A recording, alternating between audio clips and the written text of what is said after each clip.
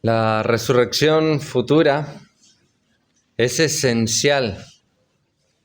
Sin ella, la fe, el sacrificio y la vida santa no tendrían ningún sentido. De manera que la resurrección va a marcar para nosotros una forma de vida y el cómo vivir hoy. Y por eso el título del mensaje de esta mañana: Vive a la luz de la resurrección. Vive a la luz de la resurrección. Quiero presentar el mensaje de hoy que vamos a estar mirando en el texto del versículo 29 de 1 Corintios 15 hasta el versículo 34. Son pocos versículos, pero que hay un gran tema y una gran controversia de por medio, y quiero tratar de explicar por lo menos algunas generalidades para extraer la verdad esencial del texto y aplicarla también a nosotros. Y pude observar por lo menos 3 puntos en base a esta premisa. El primer punto, que es la resurrección como el incentivo para la salvación, y quizás poniendo en una antítesis, sin resurrección es una práctica sin sentido vivir la vida cristiana. En segundo lugar, la resurrección es un incentivo para el servicio, para poder servir a otros. Sin resurrección es inútil todo esfuerzo, todo sacrificio y todo servicio. En tercer lugar, el incentivo para la santificación es la resurrección. Pero la antítesis es que sin resurrección solo hay una vida desordenada. Entonces, bajo estos puntos, quiero desarrollar el mensaje de hoy. Vamos a leer la palabra de Dios, y dice 1 Corintios capítulo 15,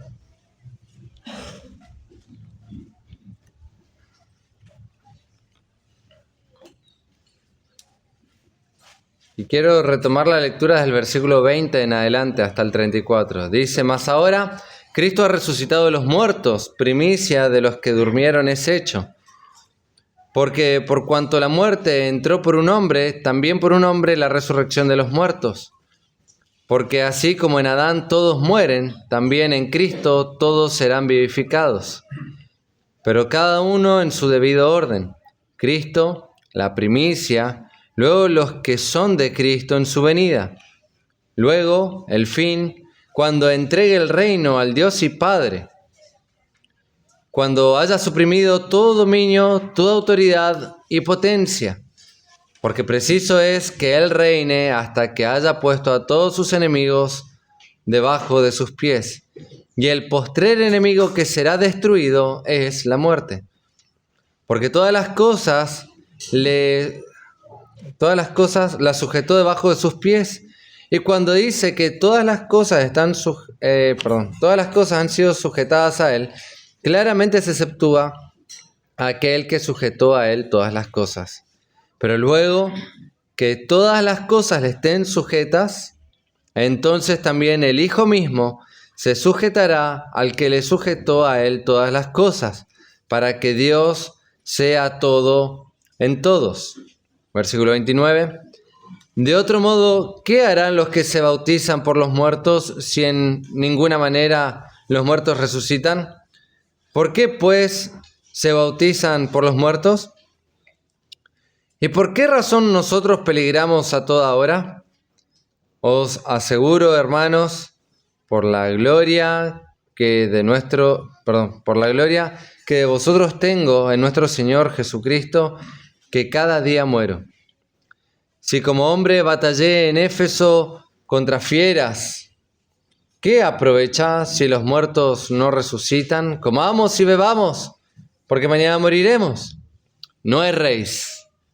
Las malas conversaciones corrompen las buenas costumbres. Velad debidamente y no pequéis, porque algunos no conocen a Dios. Para vergüenza vuestra lo digo. Vamos a orar. Señor, Bendito eres tú, Rey de toda gloria y eterno Señor.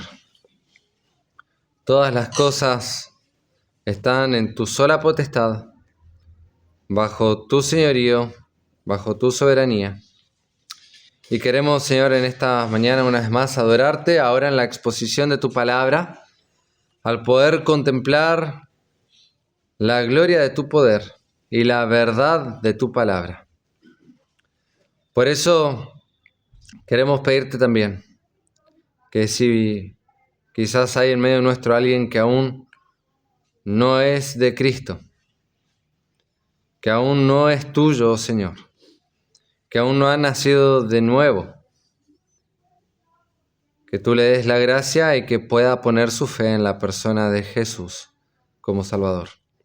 Y de los que ya somos tus hijos, que en esta mañana, al mirar y observar estos principios de tu palabra, estos pasajes, ayúdanos, Señor, a poder ser motivados, incentivados a vivir a la luz de la resurrección para la gloria de tu nombre. En Cristo Jesús te lo pedimos. Amén.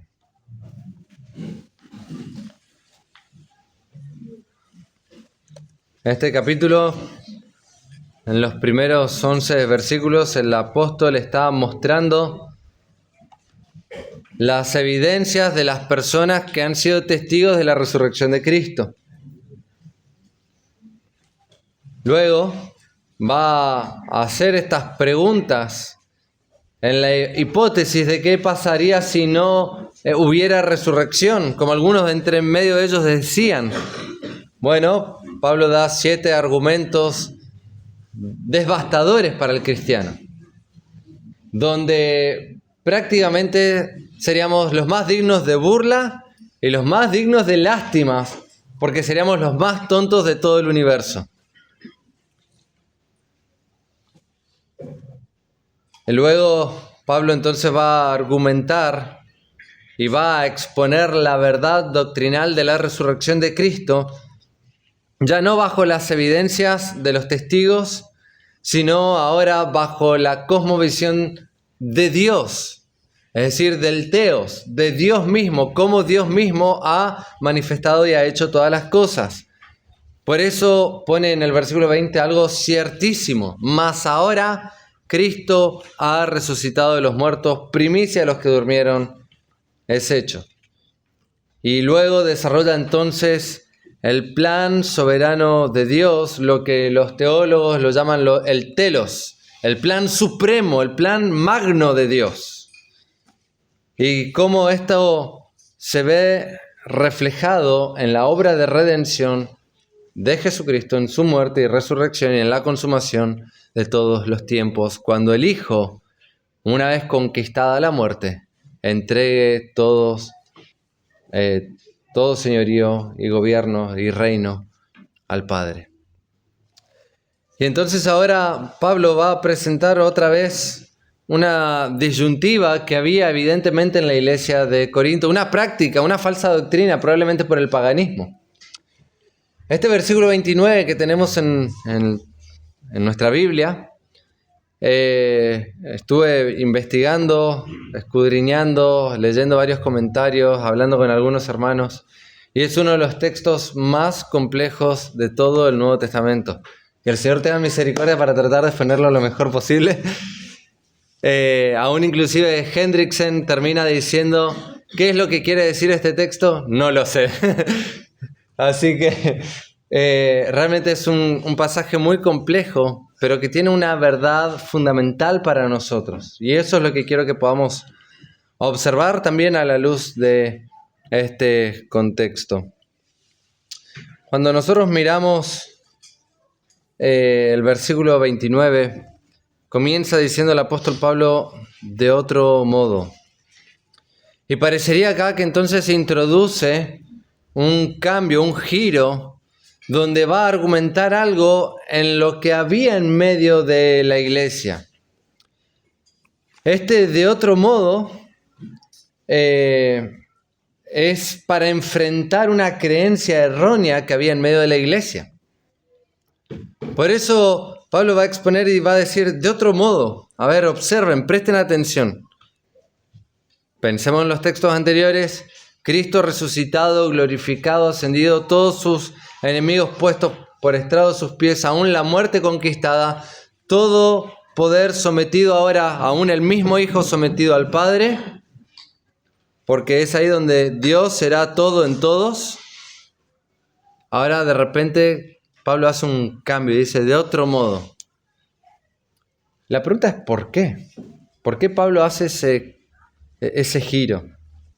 Bueno, Pablo va a mencionar algo, evidentemente una falsa doctrina que había en medio de la iglesia y probablemente dentro de lo que era Corinto, una costumbre inclusive corintiana, pero no va a argumentar el porqué, no va a dar un argumento ni una explicación. Y ahí está el punto de lo complejo de exponer o de la explicación de este texto.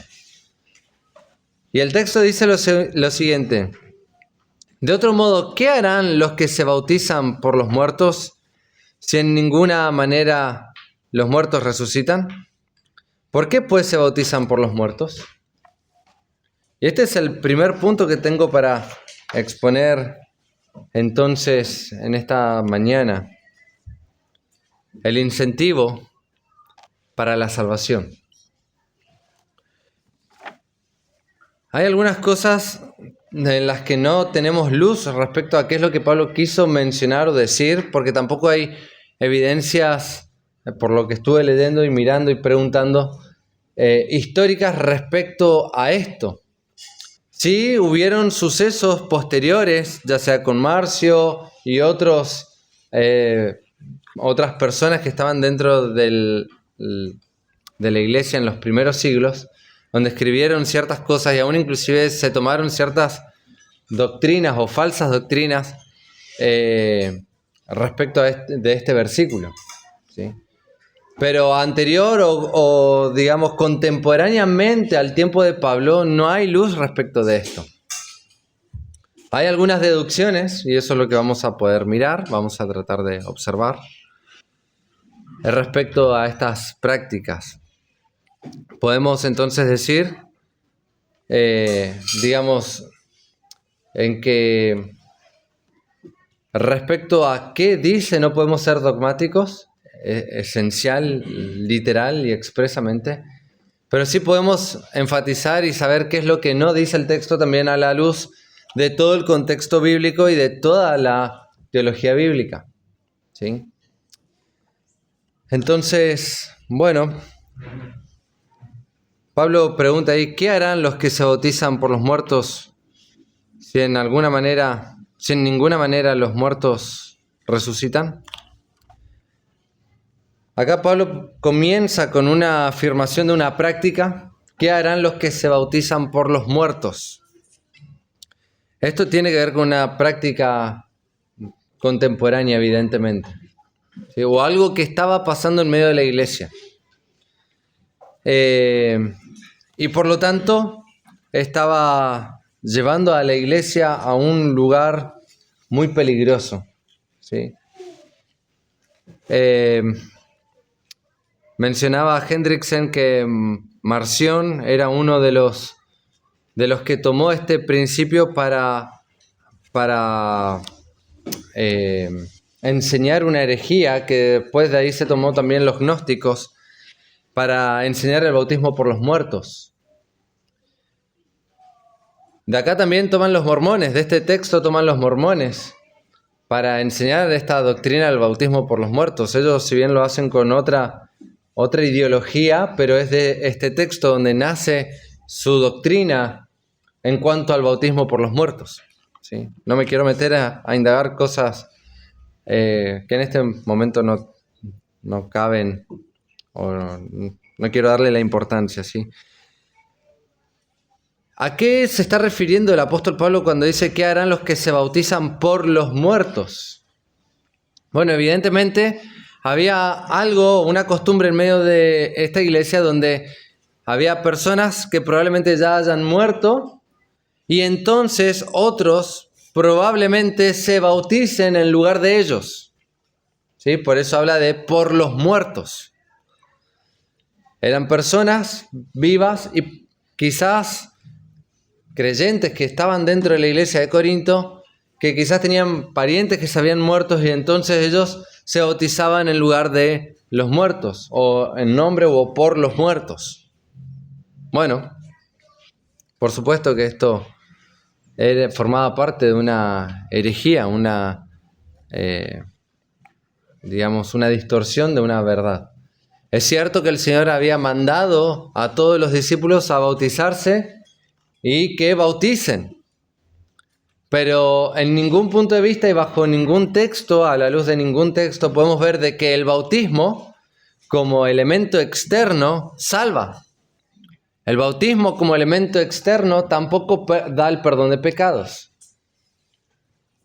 Ahora, recordemos también de que Corinto, en la ciudad de Corinto, había una mezcla de todas las culturas.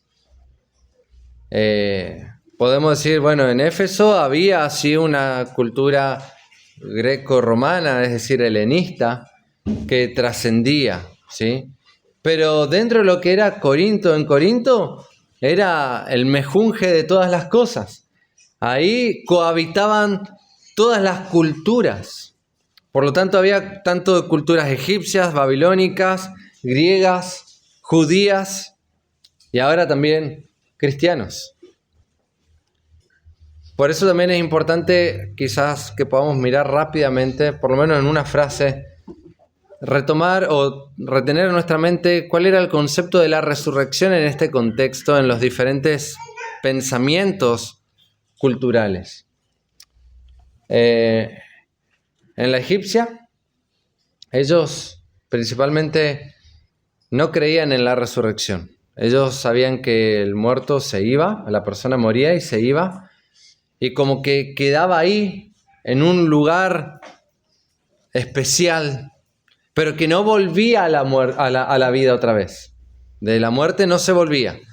Por eso para los egipcios era tan importante dentro de sus ceremonias que hacían, era llevar junto con el muerto todas sus posesiones e inclusive darle comida, porque por ahí el alma estaba dando vuelta y tenía hambre y podía entonces comer, pero no en el sentido de la resurrección. ¿Sí? Eso por un lado.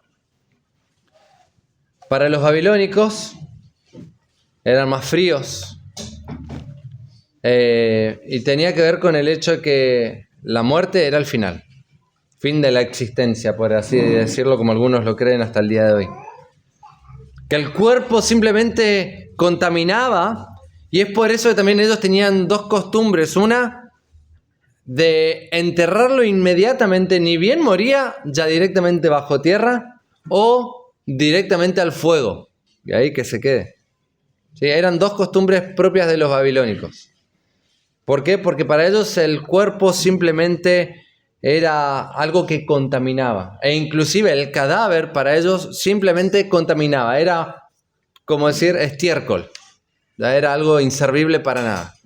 Entonces ellos querían deshacerse rápidamente del cuerpo. No tenía valor para ellos tampoco el cuerpo. Para los griegos,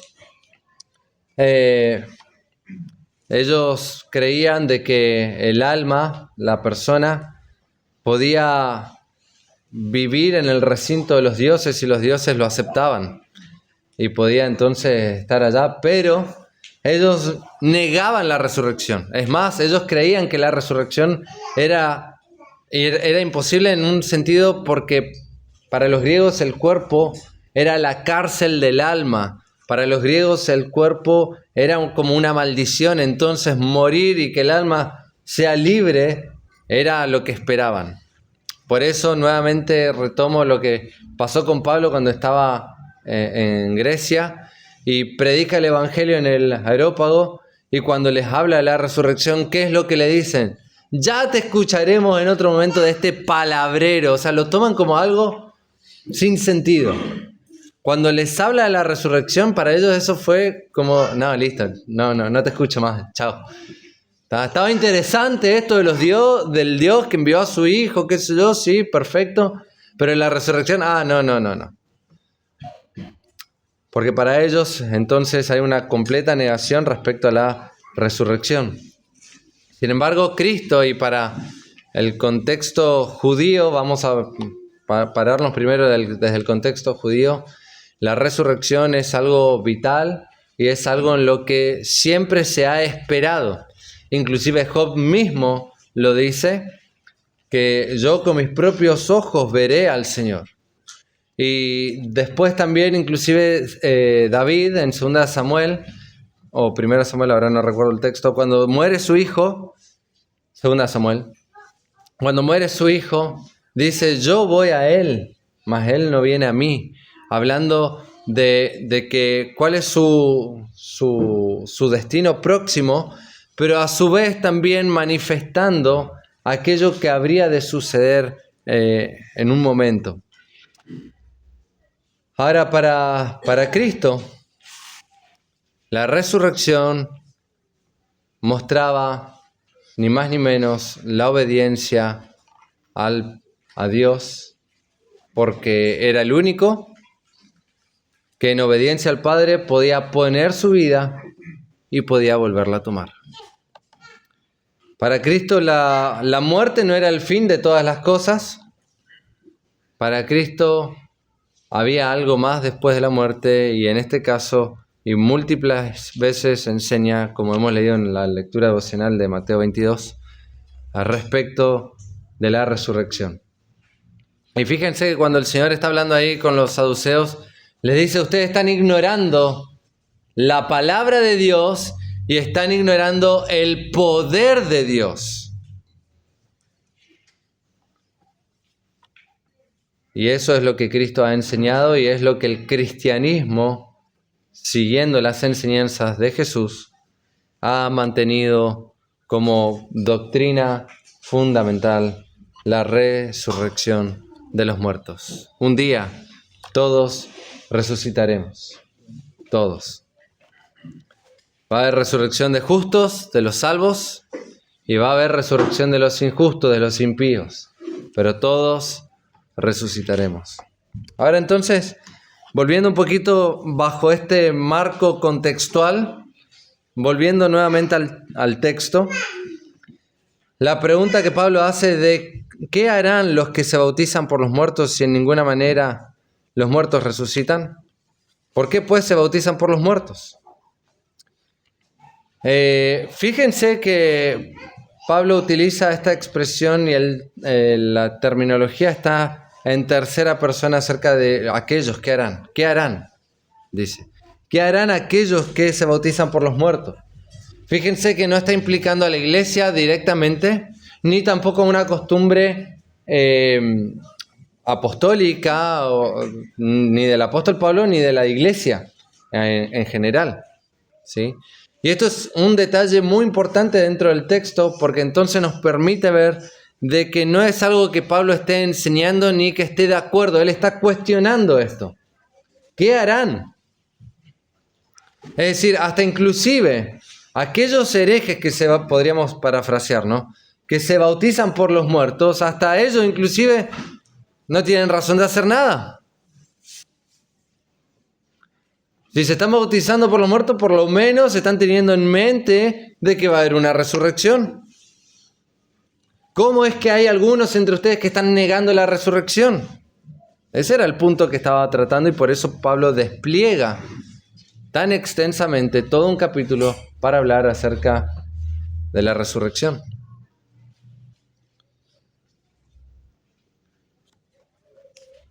Fíjense de que también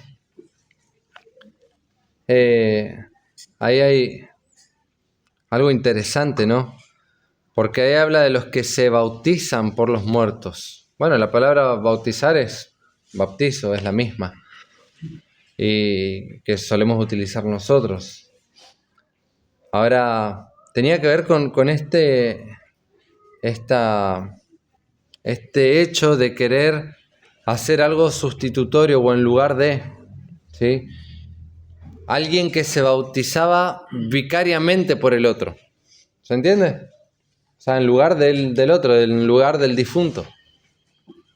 Ahora, observen lo siguiente. Si nosotros, conforme a lo que dicen las Escrituras, no podemos salvarnos por nosotros mismos, por nuestras buenas obras, por nuestras buenas intenciones, o inclusive ni siquiera por nuestra religiosidad, ¿cuánto menos que otro se bautice por mí? Esto daba la idea aparentemente de que una de las ideas que estaba circundando, y alguna de las deducciones, es que creían de que se iban a algún tipo de purgatorio o algún tipo de limbo, donde estaban un tiempo y donde las personas que estaban en vida podían hacer ciertas obras en beneficio de esos muertos para que pasen a la gloria. Una doctrina que a su vez también se ha lidiado a lo largo de la historia y que el catolicismo romano lo ha tomado. Ahora no recuerdo el año, lo había leído, pero ahora no recuerdo el año. Después de la patrística, después los padres de la iglesia han retomado esta doctrina para hacer el punto del purgatorio, donde tuvo mucho auge cerca del año 1500, donde se cobraba por liberar a sus seres queridos del purgatorio. Entonces,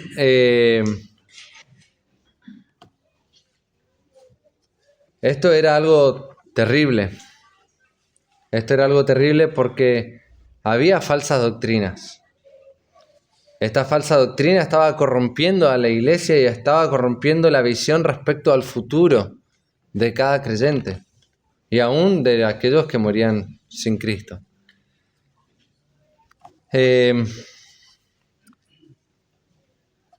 Pasando en limpio y poniéndolo en pocas palabras, podemos decir de que Pablo entonces no enseñó que una persona que ha muerto pueda ser salva o pueda ser ayudada de alguna manera que otra persona que se bautice en su nombre la salve. Pablo no está enseñando eso. Hoy en día el catolicismo sigue practicando también esto, no solamente con las ofrendas para liberar a las almas del purgatorio, sino también vieron que hay misas que se hacen a favor de los muertos. ¿Sí? Bueno, tiene este mismo fin y esta es la raíz de esa falsa doctrina.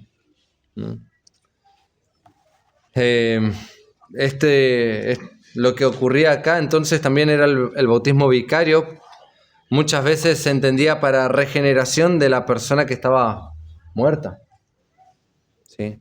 Otra falsa doctrina que evidentemente o probablemente estaba ahí dando vuelta.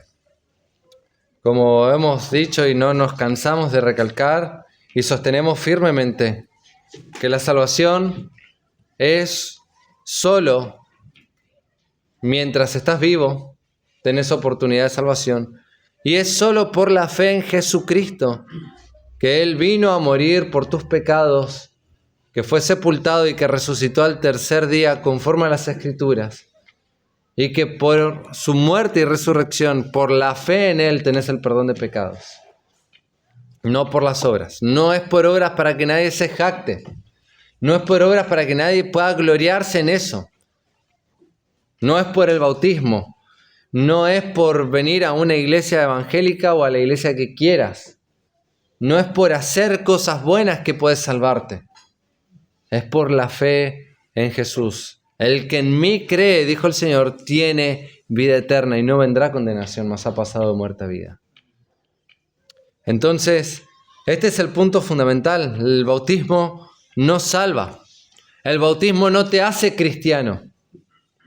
Pero podríamos decir que entonces el cristiano sí se bautiza para ser obediente a Dios.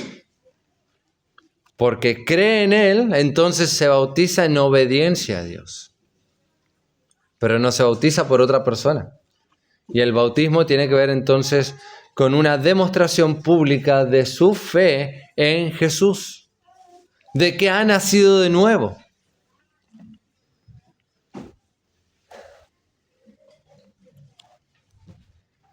La muerte, como lo dice Hebreos 9:27, termina con toda oportunidad para la salvación de los que no la tienen. Llega la muerte y terminó el tiempo de oportunidad. Mientras que podés decir hoy es tu tiempo. Cuando ya no puedas decir hoy, ya porque pasaste a la eternidad, si pasaste sin Cristo, ya no hay más oportunidades de arrepentimiento y salvación. Hoy es el día aceptable de salvación. Ahora,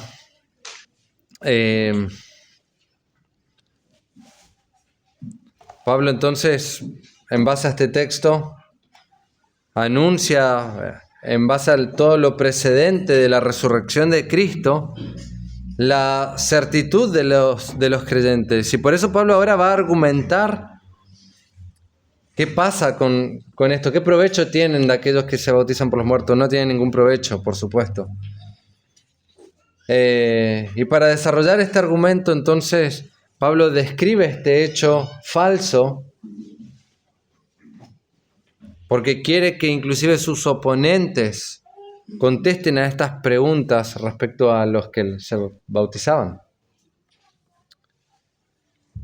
Ahora, este es el primer punto, entonces, que estamos mirando, que tiene que ver con un incentivo para la salvación. ¿Por qué? ¿Por qué observo esto en el texto como un incentivo para la salvación? Porque también algunos entienden y deducen, observando este texto, de que mediante la muerte es una oportunidad para los que están vivos de oír el Evangelio y ser salvos. En Eclesiastés justamente lo dice, es mejor ir a la casa del luto que a la casa del banquete, porque en la casa del luto allí el hombre va a reflexionar de que ese será su fin y va a considerar la eternidad. Pero en la casa del banquete se olvidan. Se olvidan de lo corto que es la vida. Había una costumbre egipcia que cuando estaban en plenos banquetes de personas muy adineradas, ya cuando estaba en el apogeo de la fiesta, solían traer un féretro, un ataúd, ¿no es cierto?, con una escultura de un muerto y pintado ahí como si estuviese muerto. Y entonces los sirvientes pasaban por todas las personas alrededor para recordarles de que ese era su fin, de que así quedarían ellos. Y que por lo tanto los incentivaban ¿a qué? A seguir bebiendo, a seguir comiendo, a seguir disfrutando del presente.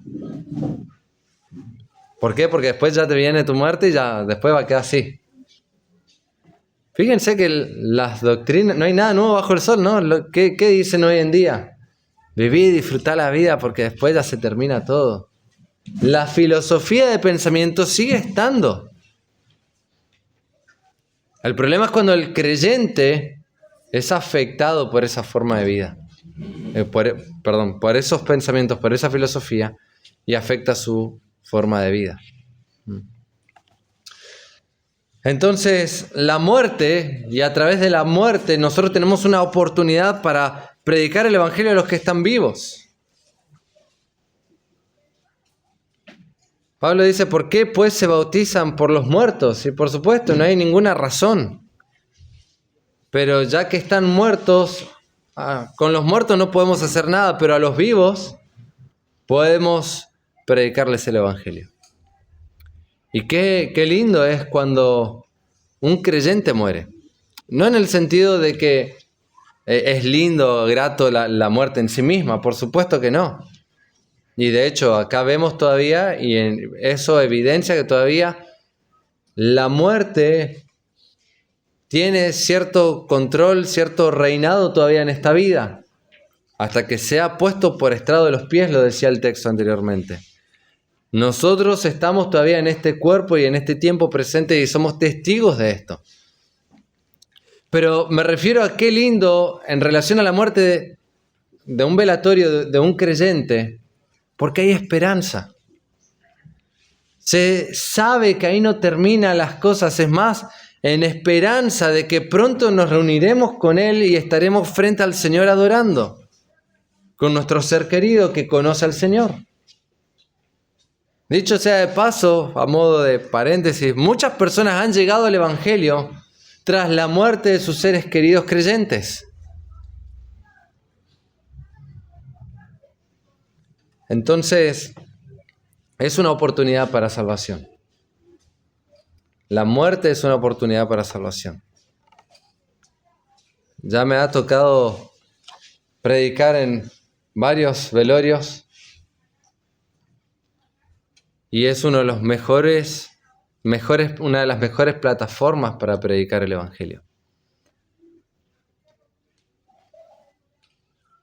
Donde podemos reflexionar y pensar y donde podemos ver la maravilla de la gracia de Dios, el Evangelio, las buenas nuevas de salvación, para tener esperanza. Y es por eso que somos llamados entonces, frente a la resurrección, nos incentiva en este sentido a la salvación y a la predicación de la salvación.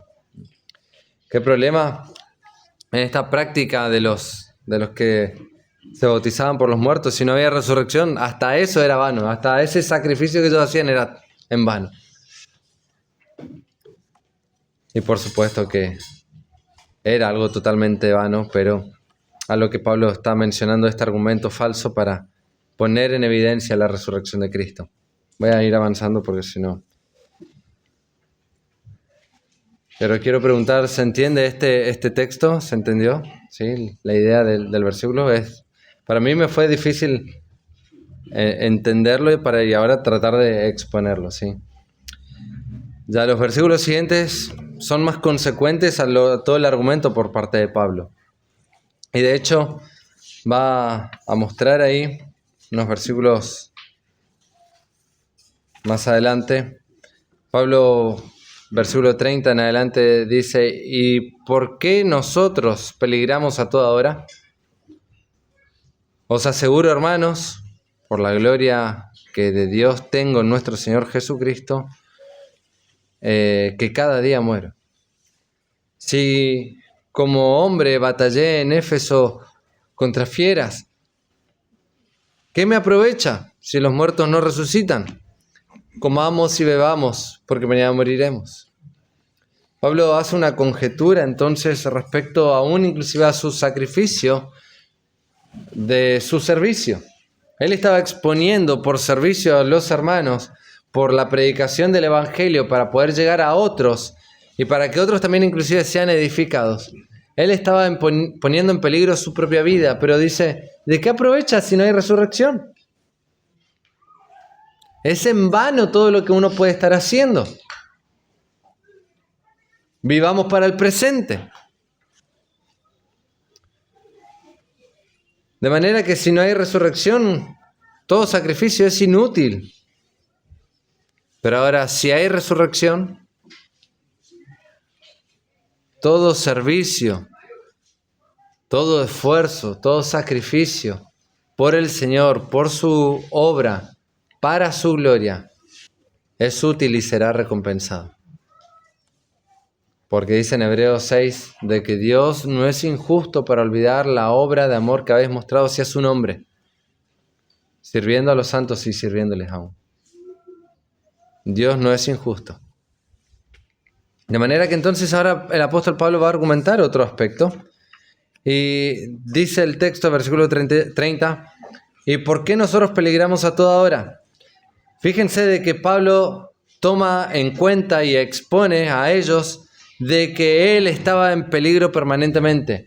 Por causa del Evangelio, todos los creyentes estamos corriendo peligro permanentemente. Y dice, si no hay resurrección, entonces ¿para qué peligramos? Si por causa del Evangelio estaban siendo perseguidos. Por causa del Evangelio se daba muerte a las personas, a creyentes.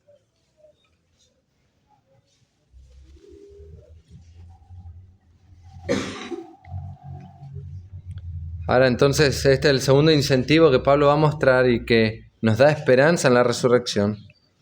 Y es en esta esperanza que hoy, en el tiempo presente, ahora, sirvamos al Señor.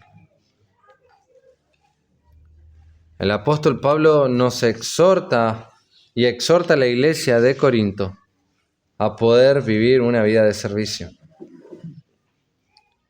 Él lo pone en primera persona, o sea, se hace cargo y se incluye junto con los otros que estaban peligrando por causa del Evangelio. ¿Por qué nosotros peligramos a toda hora?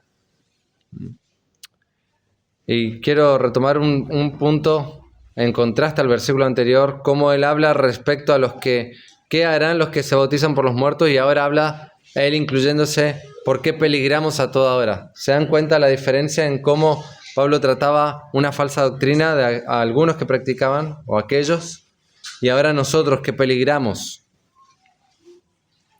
Y dice el texto, os aseguro, hermanos. Y acá entonces pone un fuerte énfasis en seguridad.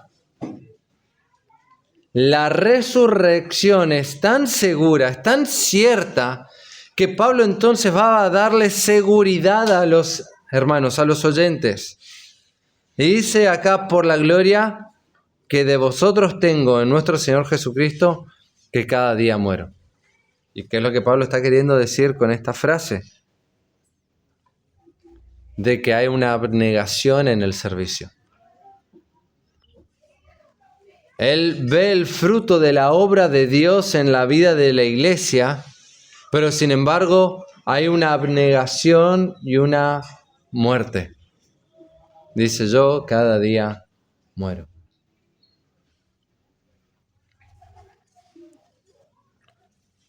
Pablo no se hacía el dueño y señor de la iglesia, ni se creía el dueño de los creyentes. Sabía que eran de Cristo. Pero ahora él muestra de esta manera y con esta frase su entrega total a la causa de Cristo. A propósito, ¿cuánto de tu vida, cuánto de tu tiempo, cuánto de tus fuerzas has dedicado o dedicas o vas a dedicar para el Señor, para el servicio del Señor?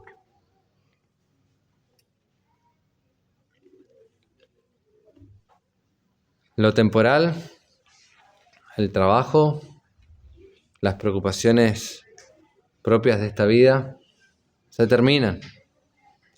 Y decía el himno, ¿tendré manos vacías para ti cuando venga delante de ti, Señor? Porque acá, conforme a lo que hayamos hecho, vamos a ser recompensados y Él nos dará. Y Él nos dará para que nosotros se lo entreguemos otra vez en adoración. Pero, ¿qué vas a tener en tus manos?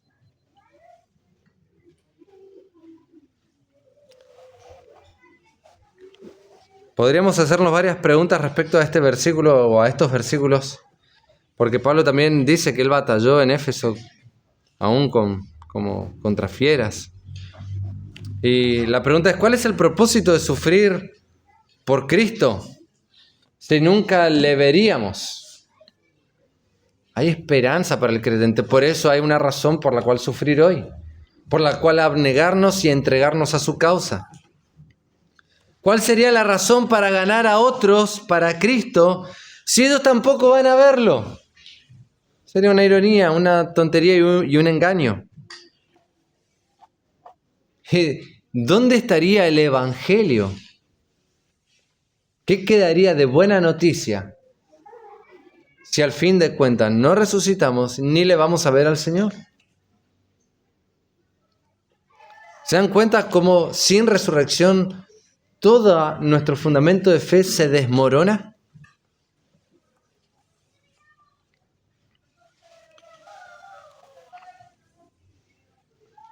Ahora, ¿qué esperás de esta vida? Es la pregunta. Esta vida es miserable, pero a veces esperamos los honores y los lujos y las glorias. Esta vida está empapada de miserias, empezando por nuestras propias miserias, más toda la miseria de todos los demás. ¿Qué puedes esperar si no esperas en la resurrección? Si no esperas en Cristo. Pablo decía ahí que peligraba su vida. Y como hombre batallé en Éfeso contra fieras. ¿Qué me aprovecha? Si los muertos no resucitan, comamos y bebamos, porque mañana moriremos. En otras palabras, bueno, si realmente no existe resurrección, si realmente Cristo no resucitó, de balde estoy peleando y sufrí todo lo que sufrí. Y es más, entreguémonos al pecado, a la lascivia, a las embriagueces, a la glotonería. Total, vamos a morir, no pasa nada.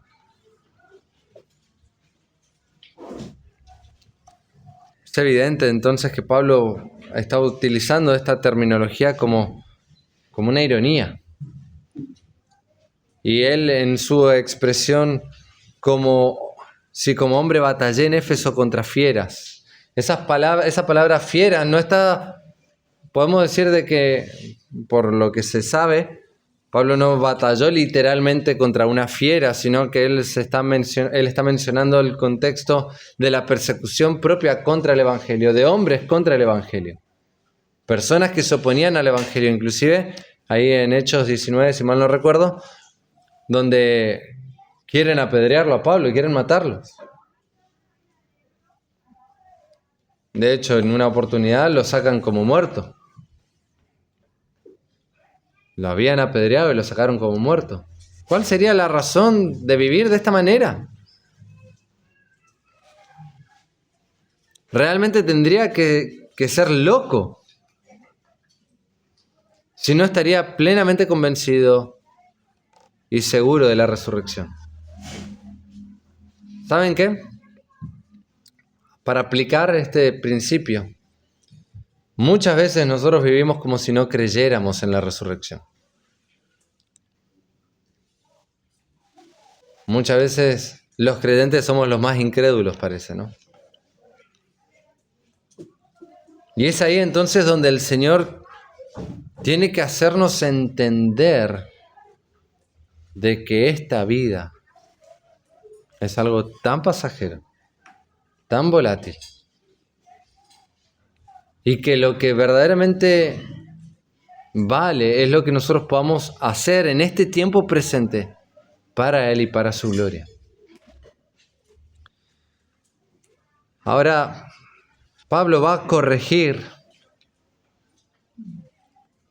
la situación particular de Corinto, y acá hay una frase importante. Muchos ya conocemos el versículo 33 y hasta lo sabemos de memoria. No erréis, las malas conversaciones corrompen las buenas costumbres. Pero ¿saben qué, mis hermanos?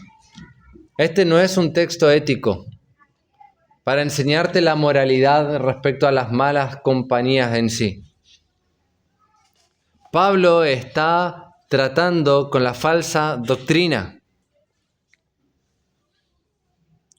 Y este es un punto peligroso aún en el día de hoy. Cuando en medio de la iglesia, o hoy inclusive en medio de las redes, se empiezan a cuestionar las doctrinas fundamentales de la palabra de Dios. Guarda con prestar atención a eso, porque eso va a acarrear a más pecado.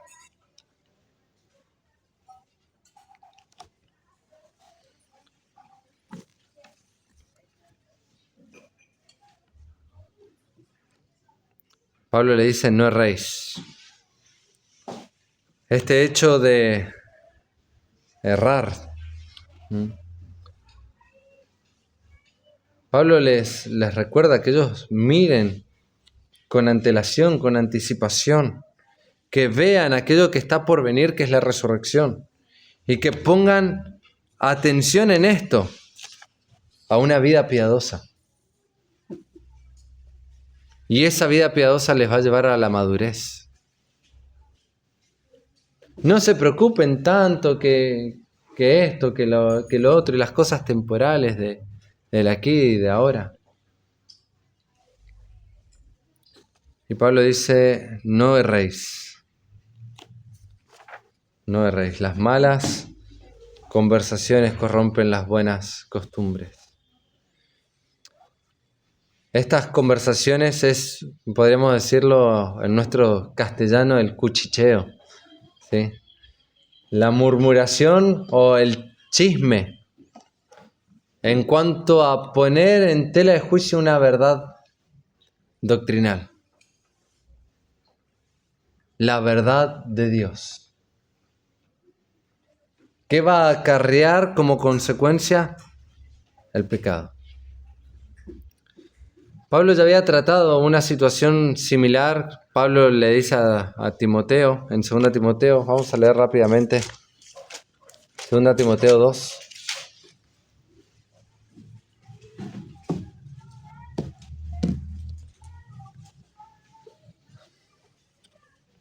Versículo 16 en adelante. Bueno, Pablo le exhorta a Timoteo que se presente delante de Dios aprobado, un obrero íntegro, que no tiene que avergonzarse, que usa o traza bien la palabra verdad. Ahora versículo 16 dice más, evita profanas y vanas palabrerías, porque conducirán más y más ¿a qué? A la impiedad. Y su palabra carcomerá como gangrena, de los cuales son Himeneo y Fileto, y acá lo pone con nombre y apellido, ¿no? Para que se identifique bien quiénes son. Que se desviaron de la verdad, diciendo que la resurrección ya se efectuó y trastornan la fe de algunos. Y acá había otra situación en la que había un problema en relación a la resurrección, pero diciendo que la resurrección ya se efectuó. En Corinto estaban negando la resurrección. A ver, yo quiero que observen un poquito el texto y que piensen conmigo. El punto de la resurrección viene a ser tan elemental que si no comprendemos correctamente, distorsiona nuestra cosmovisión de vida.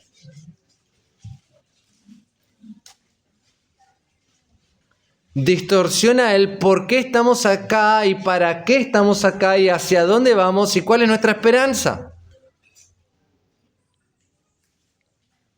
Aquellos que decían que la resurrección ya se efectuó, trastornaban la fe de los creyentes. Estos que estaban acá en Corinto, que decían que no había resurrección, trastornaban la fe de los creyentes de tal manera que los impulsaba de una o de otra manera a vivir en impiedad.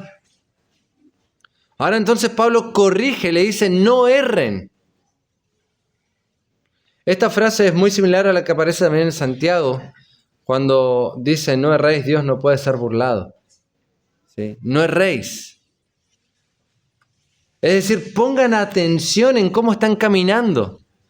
Pongan atención en cómo están pensando y cómo están considerando la doctrina de la verdad eterna de Dios.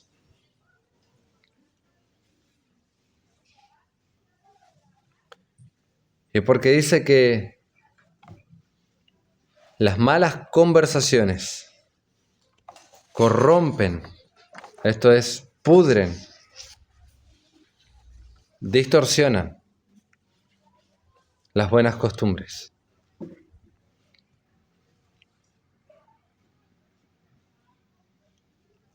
Es decir, Pablo le dice, tengan cuidado lo que escuchan. Y no solamente lo que ustedes escuchan o lo que ustedes hablan, sino quiénes están escuchando alrededor. Velen por los demás. Tengan cuidado. Hay gente que le gusta discutir sobre doctrina y le gusta armar ese tipo de apologética, lo cual, bueno, está bien, tiene su contexto. Pero que a veces a algunos otros los puede hacer caer. Entonces, si uno hace caer al hermano, dice que uno es culpable de eso.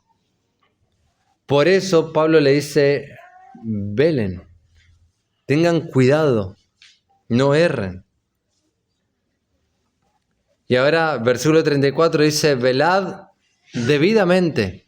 La versión de las Américas dice, velad sobriamente. Es decir, con toda sobriedad, con la cabeza bien ajustada, bien ceñida. y no pequéis. ¿Cuál es el argumento de todo esto? Porque algunos no conocen a Dios. Para vergüenza vuestra lo digo.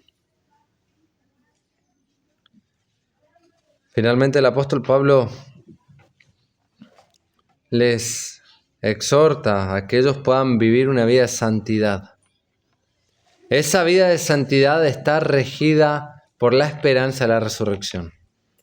Primera de Juan capítulo 3 versículo 1 dice: mirad cuál amor nos ha dado el Padre para que seamos llamados hijos de Dios. Por eso el mundo no nos conoce, porque no le conoció a Él. Pero el versículo 3 dice que cuando Él se manifieste seremos semejantes a Él, porque le veremos tal como Él es. Y todo aquel que tiene esta esperanza en Él se purifica a sí mismo así como Él es puro. Es decir, se santifica en el Señor porque tiene esta esperanza viva.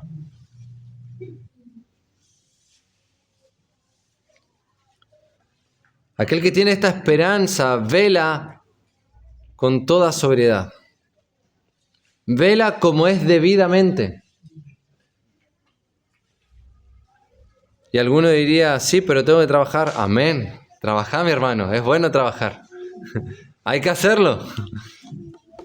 El Señor te encomendó, si tenés familia, que cumplas para poder cubrir las necesidades de tu familia.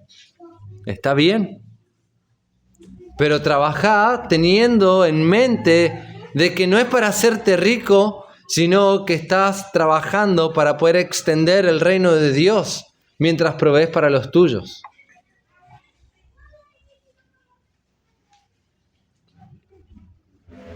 Debemos velar como es debido. Y aquí surge otra exhortación, ¿no? Porque en primer lugar a veces no velamos. Y si velamos muchas veces nos distraemos. Es decir, queremos permanecer pero nos distraemos con cualquier cosa. Y no debidamente. No con toda sobriedad.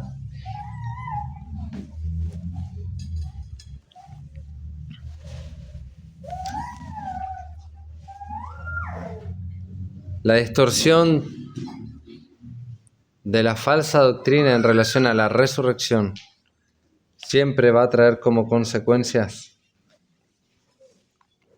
el pecado personal y la destrucción de otros. Y Pablo acaba a contrastar e inclusive confrontarlos de que hay alguno en medio de ellos de que aún no conocen a Dios, aún no son salvos. Por eso andaban de esta manera. ¿Es triste? Sí. Pero Pablo los confronta para que ellos se examinen. La palabra de Dios te confronta para que puedas examinarte. Pablo termina en capítulo 16 diciendo: examinaos a vosotros mismos si estáis en la fe.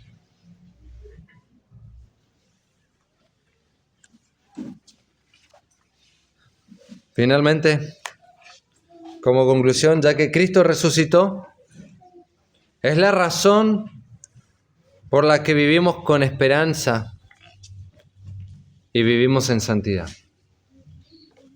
Ya que Cristo resucitó, es la razón por la cual vivimos en esperanza y vivimos en santidad. No hay otra razón por la cual vivir. La resurrección de Cristo garantiza la resurrección futura. Es el fundamento entonces también del discipulado. El Evangelio es para el perdón de los pecados, pero también es para la vida nueva y la vida en esperanza. Todo eso comprende el Evangelio. Por lo tanto, ya que la resurrección es segura, tenemos una esperanza segura y somos llamados a vivir con un propósito definido, con valentía y santidad hoy. Por eso, una vez más, mi hermano, te animo y te exhorto a que vivas a la luz de la resurrección. Amén. Gracias, Señor, por tu palabra. Crea en nosotros esta conciencia y que podamos vivir a la luz de la resurrección de Cristo y de nuestra pronta resurrección, con un cuerpo glorificado, y donde estaremos para siempre contigo, Señor. Gracias por tu palabra que infunde aliento, que da ánimo, que nos corrige para abandonar todo tipo de chismes, de murmuraciones o cosas que pueden contaminar a otros. Ayúdanos, Señor, a ser sobrios y a velar como es debido. Gracias, oh Señor, por tu iglesia, y te alabamos a ti en el nombre de Jesús. Amén.